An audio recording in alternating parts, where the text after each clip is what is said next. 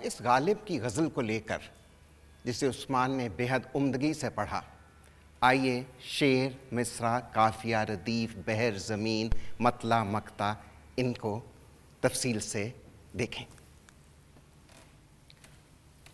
ایک شعر میں 2 مصرعے ہیں۔ موت کا ایک دن معین ہے، نیند کیوں رات بھر نہیں آتی، یہ ایک شعر ہے۔ اب شعر میں 2 مصرعے ہیں۔ پہلے مصرعے کو مصرع اولیٰ بولتے ہیں اور دوسرے مصرعے کو مصرع ثانی۔ اس شعر میں مرتے ہیں آرزو میں مرنے کی، مرتے ہیں آرزو میں مرنے کی مصرع اولیٰ ہے، اور موت آتی ہے پر نہیں آتی، یہ مصرع ثانی ہے۔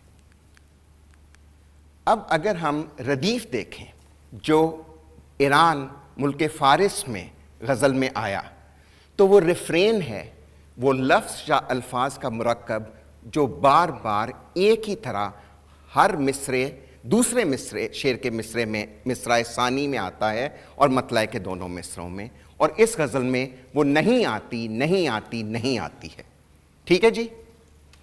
اور قافیہ رائمنگ ورڈ ہے۔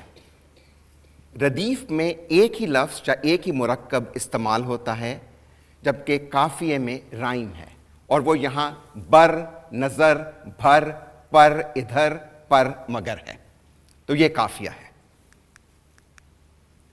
اور تخلص شاعر کا پین نیم ہے، جسے آخری شعر میں استعمال کیا جاتا ہے، یہ بھی پرشین شاعری، فارسی شاعری نے غزل میں انٹروڈیوس کیا۔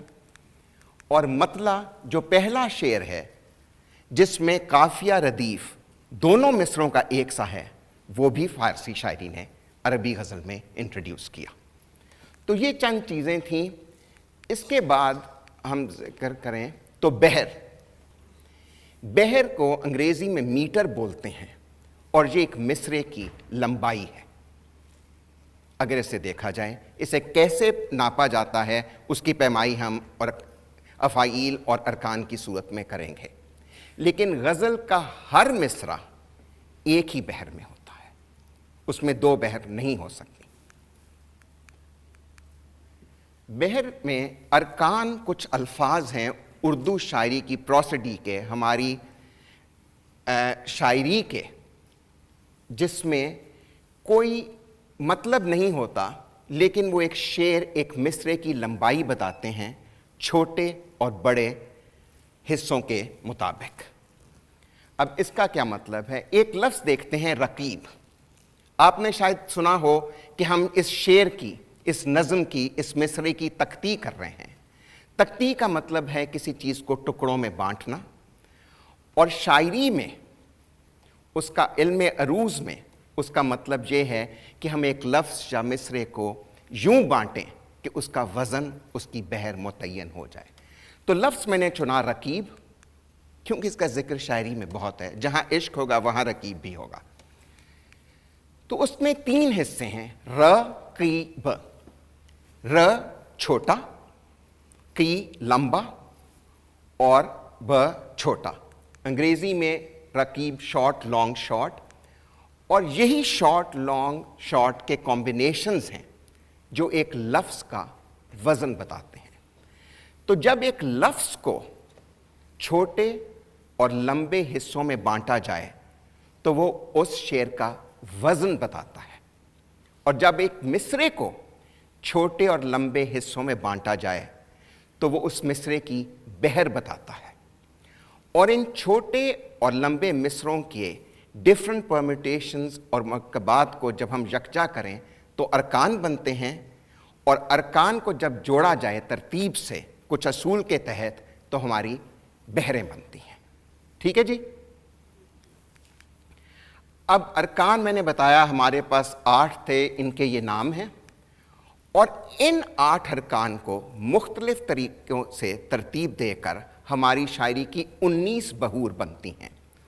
اردو شاعری میں 19 بحور رائج ہیں، ان کے کچھ مختلف اوزان بھی ہیں، لیکن ہماری شاعری میں ان کے علاوہ کلام کہا نہیں جاتا اگر ہم اس کو صحیح شاعری سمجھیں۔ ان میں سے 15 بحور عرب کی ہیں جو خالد بن خلیل بن احمد سے منسوب ہیں اور 4 بحور فارسی شاعری سے ہماری شاعری میں آئیں۔ زمین، ایک شعر کی زمین بحر، قافیہ اور ردیف کا کمبینیشن ہے۔ اگر ہم اس کی زمین دیکھیں تو بحر خفیف کی اس شعر میں نیند کیوں رات بھر نہیں آتی، بھر نہیں، اور اس کی لمبائی ہمیں اس شعر کی زمین بتاتی ہے۔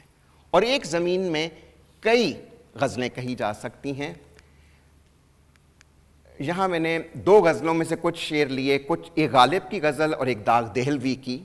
یہ نہ تھی ہماری قسمت کہ وصال یار ہوتا، اگر اور جیتے رہتے یہی انتظار ہوتا۔